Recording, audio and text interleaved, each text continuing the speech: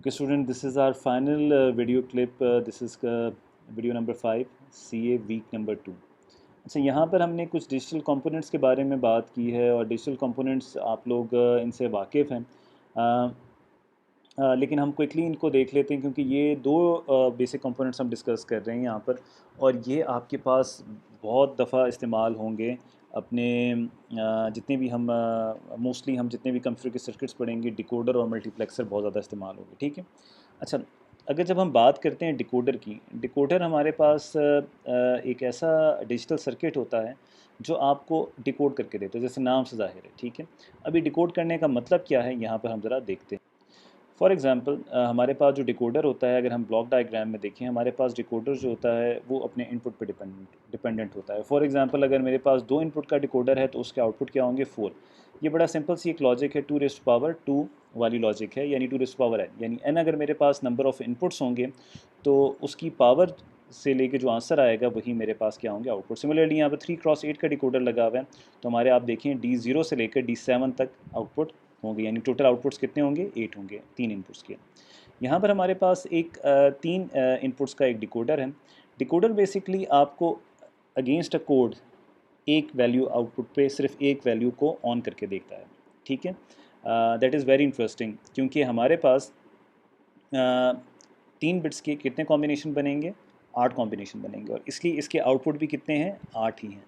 तो अगर मैं 0 0 0 दूंगा तो मेरे पास ये पहली वैल्यू ऑन होगी। कैसे ऑन होगी आप ज़रा देख लें। यहाँ पर x कॉम्प्लीमेंट, y कॉम्प्लीमेंट और z कॉम्प्लीमेंट है।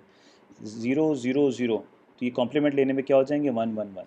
अब इनमें से अगर एक का भी कॉम्प्लीमेंट 0 0 0 के लिए देखा जाए तो इनमें से अगर एक का भी कॉम्प्लीमेंट हटता है तो वो मल्टीप्लाई बाय 0 हो जाएगा और तमाम क्या हो जाएंगे, बाकी 0 हो जाएंगे। तो for 0 0 0 first output will be 1 and the remaining 7 output will be 0।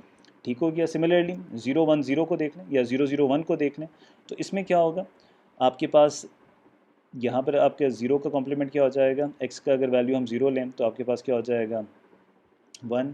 y का कॉम्प्लीमेंट हम लें, y which is also equal to 0, तो हमारे पास 1 हो जाएगा। लेकिन z का कॉम्प्लीमेंट क्या हो जाएगा, 1 हो जाएगा।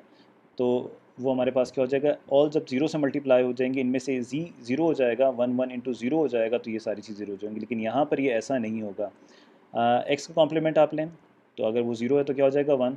y का कॉम्प्लीमेंट आप लें, 0 है तो क्या हो जाएगा, 1 1 इंटू 1, और z पे ऊपर कोई कॉम्प्लीमेंट नहीं है तो ये क्या हो जाएगा, 1। और बाकी आप देख लें तो ये क्या हो जाएगा, 0 1 0 0 0। सो in short, decoder is a circuit which is a very wonderful circuit. वो क्या करेगा आपको, सिर्फ फॉर अ गिवन कोड वो सिर्फ एक ही आउटपुट को ऑन करेगा। ठीक है।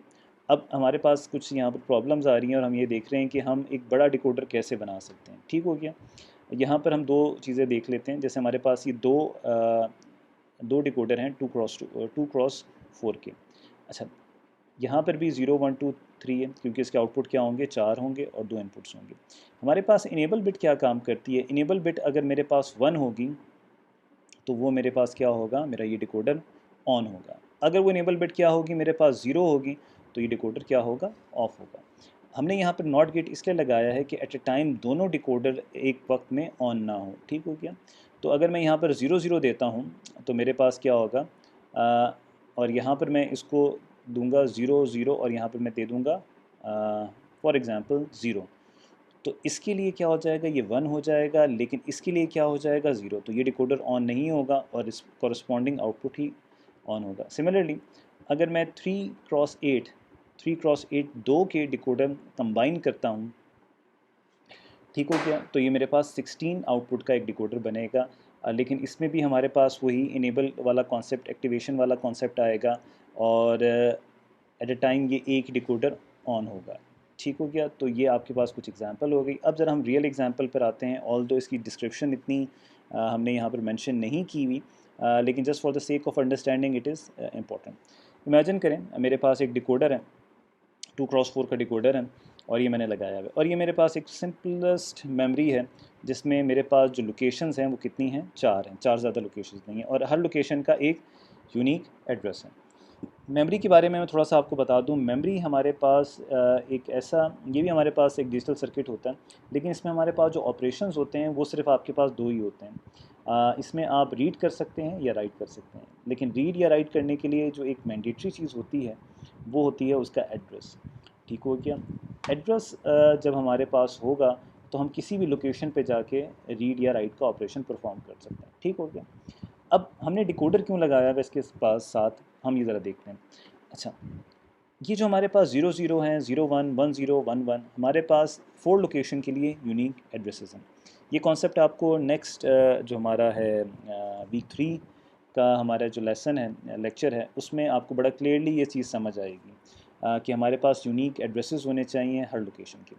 ठीक हो गया। तो हमने, क्योंकि हमारे पास 4 लोकेशंस हैं और 4 लोकेशन को हमने, जैसे अभी हमने सीक्वेंशियल सर्किट की बात की थी, तो हमारे पास यहाँ पर क्या होने चाहिए, 2 बिट्स का एड्रेस होना चाहिए, ताकि वो 4 लोकेशन में से हर एक लोकेशन को एक यूनिक एड्रेस असाइन करे। तो दिस इज़ द आउटकम। ठीक हो गया।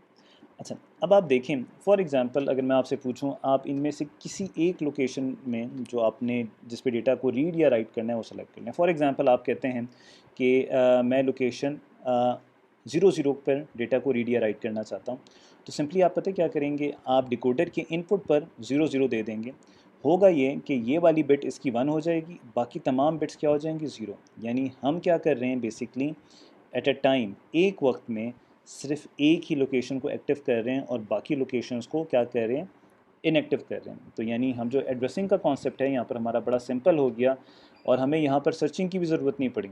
फॉर एग्ज़ाम्पल अगर आप चाहते हैं कि मैं 10 पर डेटा को रीड या राइट करना चाहता हूँ, तो सिंपली आप क्या कर देंगे, यहाँ पर इनपुट पे 10 देंगे, 0 0 1 0। तो ये सिर्फ ये वाली लोकेशन एक्टिव होगी, बाकी तमाम लोकेशंस क्या होंगी उस वक्त इनएक्टिव होंगी।